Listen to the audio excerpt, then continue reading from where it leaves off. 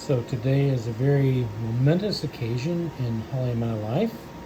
This is our 32nd anniversary today on 8/31/2022. And I thought, well, I'll try something a little bit different with my laser and try to make a card for her.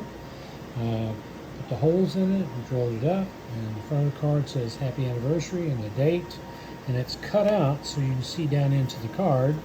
When you open it up,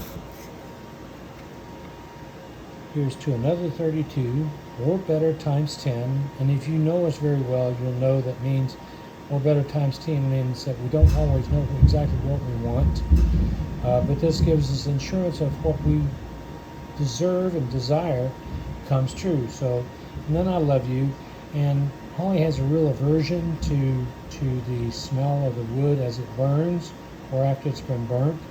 So real small letters down here. I put down there, sorry for the smell. Anyway, hope you guys like this. It's our anniversary, 32 years. We're hoping for 32 more. Talk to you soon.